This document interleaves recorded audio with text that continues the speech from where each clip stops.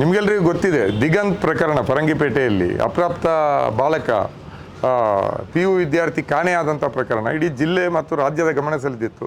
ನಮಗೂ ಕೂಡ ಹುಡುಗ ಕಾಣೆಯಾದಾಗ ಒಂದಿಷ್ಟು ಬೇಸರ ಆಗಿತ್ತು, ಈ ರೀತಿ ಆಗಬಾರ್ದಿತ್ತು, ಪತ್ತೆ ಆಗಲಿಂತಿತ್ತು. ಆದರೆ ಸಂಘ ಪರಿವಾರ ಮತ್ತು BJPಯ ಪ್ರಮುಖರು ಇದು ಆತ ಕಾಣೆಯಾದ ತಕ್ಷಣವೇ ಅದಕ್ಕೊಂದು ಮತೀಯ ಬಣ್ಣವನ್ನು ಹಚ್ಚಿ ಮುಸ್ಲಿಮರೇ ಅಪಹರಣ ಮಾಡಿದ್ದಾರೆ ಮತ್ತು ಆತನ ಜೀವಕ್ಕೂ ಅಪಾಯ ಮಾಡಿದ್ದಾರೆ ಅನ್ನೋ ರೀತಿಯಲ್ಲಿ ಒಂದು ಸೀನನ್ನು ಕ್ರಿಯೇಟ್ ಮಾಡಿದರು.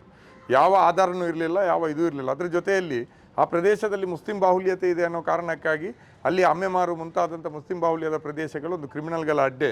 ಅಲ್ಲಿ ಹಿಂದೂಗಳು ಓಡಾಡಲಿಕ್ಕೆ ಸಾಧ್ಯ ಆಗೋದಿಲ್ಲ ಮತ್ತು ಇಡೀ ಡ್ರಗ್ಸು ಗಾಂಜಾ ದಂಧೆ ಇದರ ಹಿಂದೆ ಇದೆ ಮತ್ತು ಆ ದಂಧೆಗಳನ್ನು ಗಾಂಜಾ ಡ್ರಗ್ಸು ದಂಧೆಗಳನ್ನು ಮಾಡ್ತಾ ಇರೋದೆಲ್ಲರೂ ಮುಸಲ್ಮಾನರು ಅನ್ನೋ ರೀತಿಯಲ್ಲಿ ಮಾತಾಡಿದ್ದಾರೆ. ಇಡೀ ಮುಸ್ಲಿಂ ಸಮುದಾಯ ಒಂದು ಕ್ರಿಮಿನಲ್ ಸಮುದಾಯ, ಮುಸ್ಲಿಮರು ಬಹುಸಂಖ್ಯಾತರು ಇರುವಂಥ ಪ್ರದೇಶಗಳು ಕ್ರಿಮಿನಲ್ಗಳ ಅಡ್ಡೆ ಅನ್ನೋ ರೀತಿಯಲ್ಲಿ ಮಾತಾಡುವಂಥದ್ದು ಬಹಳ ಆಘಾತಕಾರಿ ವಿದ್ಯಮಾನ. ಅದರಲ್ಲಿಯೂ ಕೂಡ ಪೊಲೀಸರಿಗೆ ತನಿಖೆಗೆ ಅವಕಾಶ ಕೊಡದೆ ಪೊಲೀಸ್ ಇಲಾಖೆಯನ್ನು ಬ್ಲ್ಯಾಕ್ ಮೇಲ್ ಮಾಡೋ ರೀತಿಯಲ್ಲಿ ನಡೆಸ್ಕೊಂಡು ಊರನ್ನು ಬಂದ್ ಮಾಡಿಸಿದ್ರು. ಊರನ್ನು ಬಂದ್ ಮಾಡಿಸಿ ಬಂದ ದಿವಸ ಇಬ್ಬರು ಶಾಸಕರುಗಳಲ್ಲಿ ಭಾಗವಹಿಸಿದ್ದಾರೆ. ಬೆಳ್ತಂಗಡಿಯ ಶಾಸಕ ಹರೀಶ್ ಪೂಂಜಾ, ಮಂಗಳೂರು ಉತ್ತರದ ಶಾಸಕ ಭರತ್ ಶೆಟ್ಟಿ, ಇಬ್ಬರು BJP ಶಾಸಕರಲ್ಲಿ ಬಂದು ಅವರು ಕೂಡ ಬಜರಂಗ ದಳದ ಒಂದು ನಾಯಕರುಗಳ ಥರ ಕ್ರಿಮಿನಲ್ ಹಿನ್ನೆಲೆಯವರ ಥರ ಭಾಷಣ ಮಾಡಿದ್ದಾರೆ. ಇಡೀ ಮುಸ್ಲಿಂ ಕಮ್ಯುನಿಟಿಯೇ ಇದರ ಹಿಂದೆ ಇದೆ ಅನ್ನೋ ರೀತಿಯಲ್ಲಿ ಮಾತಾಡಿದ್ದಾರೆ. ಭರತ್ ಶೆಟ್ಟಿ ಅವರಂತೂ ನಾವು ಹಿಂದೂಗಳ ರಕ್ಷಣೆಗಾಗಿ ಪ್ರತ್ಯೇಕ ಒಂದು ಪಡೆಯನ್ನು ಕಟ್ತೀವಿ ಅನ್ನೋ ರೀತಿಯಲ್ಲಿ ಮಾತನಾಡಿದ್ದಾರೆ. ಇದು ಎಷ್ಟು ಸರಿ ಅಂತ ನಾವು ಕೇಳುವಂಥದ್ದು.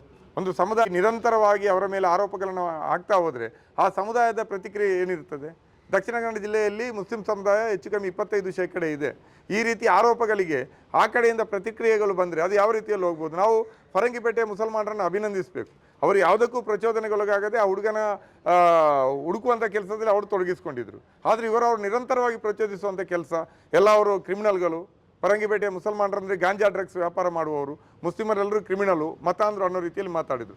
ಒಂದು ವೇಳೆ ಆತನದ್ದು ಅಪಹರಣವೇ ಆಗಿದ್ದರು, ಒಂದು ವೇಳೆ ಅದರಲ್ಲಿ ಮುಸ್ಲಿಂ ಹೆಸರುಗಳಿದ್ದರೂ ಕೂಡ ಅದನ್ನೊಂದು ಕ್ರೈಮ್ ಆಗಿ ನೋಡಬೇಕಲ್ವ? ಕಮ್ಯುನಿಟಿ ಆಗಿ ಅದನ್ನು ಹೆಂಗೆ ನೋಡ್ತೀರಿ? ನಮ್ಮ ರಾಜ್ಯದಲ್ಲಿ ನಮ್ಮ ಮಂಗಳೂರಿನಲ್ಲಿ ದಿನಕ್ಕೆ 10-100 ಕ್ರೈಮ್ಗಳು ನಡೀತೇವೆ. ಅದೆಲ್ಲವನ್ನು ಕೂಡ ಧರ್ಮದ ಚೌಕಟ್ಟಿನಲ್ಲಿ ನೋಡ್ತಾರಾ? BJP ಅವರು ಯಾವತ್ತಾದರೂ ಕೂಡ ಇಲ್ಲಿ ನಡೆದಿರುವಂಥ ಬೇರೆ ಕ್ರೈಮ್ಗಳ ಬಗ್ಗೆ ಯಾವತ್ತು ಮಾತಾಡಿದ್ದಾರೆ? ಮುಸ್ಲಿಮರು ಇದ್ದಾರೆ ಅನ್ನೋ ರೀತಿಯಲ್ಲಿ ಅಥವಾ ಮುಸ್ಲಿಮರ ತಲೆಯನ್ನಿಗೆ ಕಟ್ಟಲಿಕ್ಕೆ ಸಾಧ್ಯ ಆಗುತ್ತೆ ಅಂತ ಅಂದರೆ ಮಾತ್ರ ಇವರೆಲ್ಲರೂ ಓಡಿ ಬರುವಂಥದ್ದು. ವಿಧಾನಸಭೆಯಲ್ಲಿ ಮಾತಾಡಿದರು, ಮೊನ್ನೆ ಚರ್ಚೆ ಆಯಿತು. ಇವತ್ತು ಮಾತಾಡಲಿ? ಪೊಲೀಸರು ಹೇಳ್ತಾ ಇರೋದು ಸುಳ್ಳಾಗಿರ್ಬೇಕಲ್ವಾ?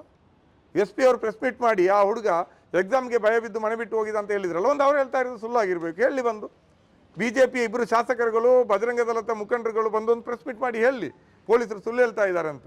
ಕಠಿಣವಾದ ಕ್ರಮ ಆಗಬೇಕು.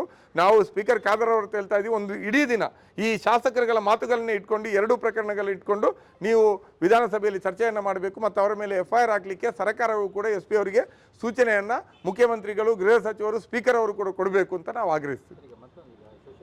BJP ಸಂಘ ಪರಿವಾರಕ್ಕೆ ಇದೇ ಬೇಕು, ಮುಸ್ಲಿಮರ ಕಡೆಯಿಂದ ಇಂಥ ಪ್ರತಿಕ್ರಿಯೆ ಬೇಕು ಅಂತ. ನಾವು ಅದನ್ನು ಒಪ್ಪುವುದಿಲ್ಲ. ಕಾನೂನು ಪ್ರಕಾರ ಏನಾಗಬೇಕು ಅದೇ ಆಗಬೇಕು. ಅದಕ್ಕೆ ನಾವೆಲ್ಲರೂ ಜಾತ್ಯತೀತ ಪಕ್ಷಗಳು, ಸಂಘಟನೆಗಳ ಜಂಟಿ ವೇದಿಕೆಯಿಂದ ಬಂದಿದ್ದೀವಿ. ತುಂಬ ಒಂದು 16 ರಾಜಕೀಯ ಪಕ್ಷಗಳು, ಸಂಘಟನೆಗಳ ಪ್ರಮುಖರು ನಾವು ಬಂದಿದ್ದೀವಿ.